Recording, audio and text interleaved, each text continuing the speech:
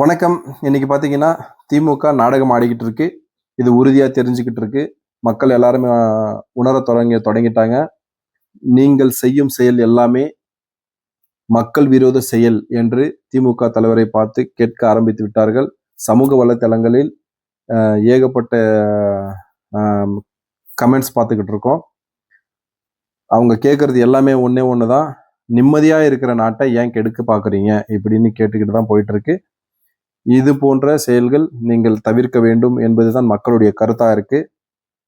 2026ல எடப்பாடியார் உறுதியா சிஎம் ஆயிருவார் அப்படின்றது தான் உண்மை.